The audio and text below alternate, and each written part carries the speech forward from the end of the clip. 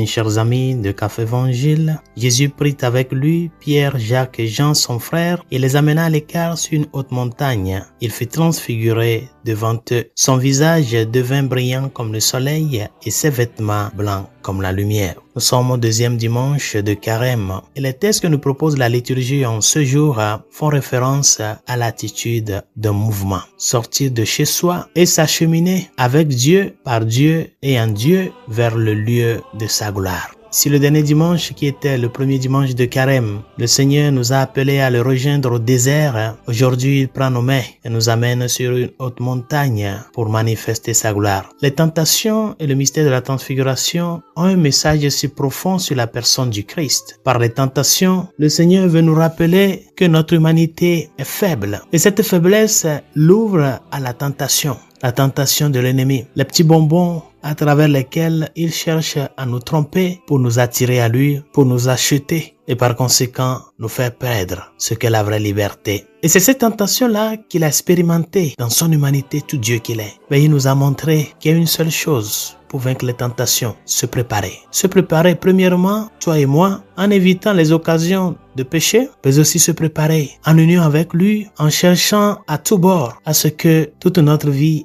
ait une résonance de la part de la parole de Dieu, de son amour, de sa vérité en nous. À travers les tentations, chers amis, Jésus nous montre qu'il est vrai homme. Mais dans son humanité, il nous a montré que c'est seulement unis à Dieu, en pensée, en parole, par action, que nous puissions vraiment parvenir à cette préparation profonde à la résistance. Mais à travers le mystère de la transfiguration, il nous rappelle qu'il est tout Dieu. Il vient manifester sa gloire, afin qu'en contemplant son amour, en contemplant la lumière divine, en contemplant ce Dieu qui vient illuminer nos cœurs et nos vies, nous n'oublions pas que rien n'est impossible à lui. Oui, chers amis, le Seigneur nous amène au Tabor pour nous manifester sa gloire. Je suis sûr que dans ta vie, il y a eu ces moments où tu as fait l'expérience de l'amour de Dieu d'une manière particulière. Ces moments de lumière où tu as reconnu sa présence, son amour. Appuie-toi sur ce moment de lumière pour te préparer à la croix. Parce que justement, le chemin de Carême, c'est un chemin qui nous amène à la croix, mais aussi c'est un chemin qui naît de la croix.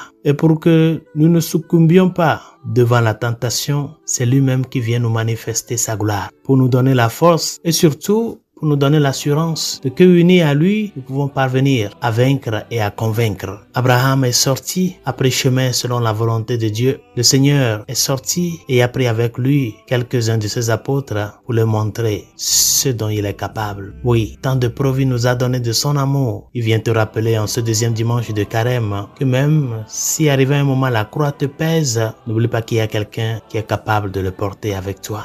Il le porte déjà. Et c'est pour cela d'ailleurs, il vient te donner des preuves de qu'il est le Dieu qui le promet et qui l'accomplit. Celui-ci est mon fils bien-aimé, écoute-le. Ouvre les oreilles de ton cœur à son amour et à sa parole. Écoute-le. Et que ces paroles puissent faire taire ces désirs désordonnés dans ton cœur, afin qu'en tout et pour tout, sa gloire se manifeste maintenant et à jamais. Bonne journée. Dieu vous bénisse.